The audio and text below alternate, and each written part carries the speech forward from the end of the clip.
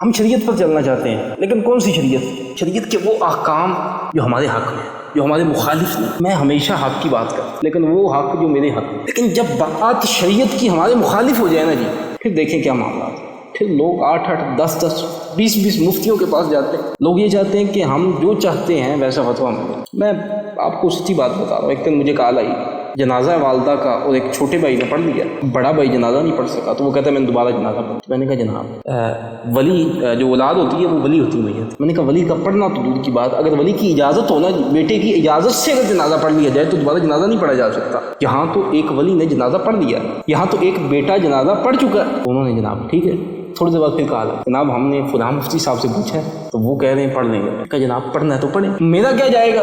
جناب آپ کو ایک شرعی حکم بتایا جا رہا ہے اور قرآن و حدیث کی روشنی میں بتایا جا رہا ہے، پھر بھی ہمارا یہ عجیب رنگ نہیں بن گیا۔ بندہ 3 طلاقیں دیتا ہے، پھر انہی لوگوں کو جن کو گالیاں نکالتا تھا ساری زندگی، انہی کے پاس جا کے فتویٰ دیتا ہے جی نہیں یہ 3 طلاقیں ایک جگہ پہ دی ہیں تو لہٰذا ایک طلاق۔ ہم چاہتے کیا؟ ہم یہ چاہتے ہیں کہ جو ہم چاہتے ہیں شریعت ویسی ہو جائے۔ شریعت پر عمل نہیں ہم چاہتے، ہم صرف شریعت کا سہارا لے کر اپنی نفس کی خواہش پوری کرنے جاتے کہ ایسا نہ کیا جائے۔ جب ایسے معاملے میں علماء ہمارے سامنے آ جائے نا جی، ہم ان کی پھر دجیاں اڑاتے ہیں۔ ہم کہتے ہیں جی مولوی نے دین کر دیا، مولوی اپنی مرضی کا دین کرتے ہیں، مسئلہ جو ہے مولویوں نے اپنے کر دیا، ہم ایسی باتیں کرتے ہیں۔ اور ہم چاہتے کیا ہیں؟ ہم یہ چاہتے ہیں کہ وہ ایک رئیس تھا نا جی، اسے لمبی لمبی چھوڑنے کی عادت تھی، لمبی لمبی اپنے پاس تھی۔ جب وہ کوئی اس طرح کی عجیب و غریب بات کرتا تھا لوگ ہنس پڑتے تھے محفل کے اندر، تو اس کی توہین ہو جاتی۔ اب اس نے کیا کیا؟ اس نے ایک بندہ رکھ لیا، ایک بندہ ہائر کر لیا، جس کا کام یہ تھا کہ جو بات میں کروں اس کو تم نے سچ ثابت کرنا ہے، جو میں کوئی الٹی سیدھی لمبی سی اور متعجب بات کروں تو وہ تم نے اس کو سچ ثابت کرنا۔ اب وہ رئیس صاحب ایک مجلس میں بیٹھے تھے، تو وہ کہنے لگے جی ایک بار میں نے شکار کیا تو میں نے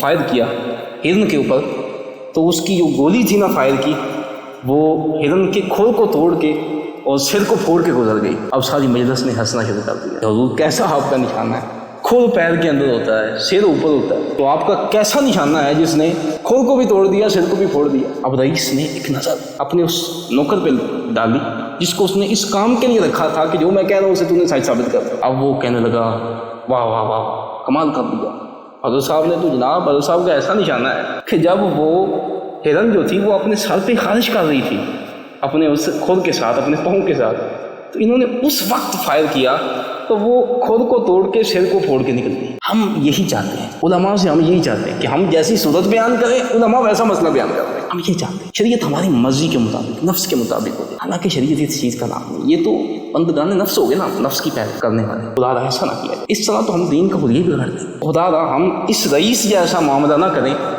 ہم ویسی شریعت پر عمل کریں جیسے صحابہ نے کیا، جیسے ہمارے اسلاف نے کیا۔ رب سے دعا ہے رب تعالیٰ ہمیں اپنے اسلاف کی طرح اور صحابہ کی طرح دین پر عمل کرنے کی توفیق عطا فرمائے۔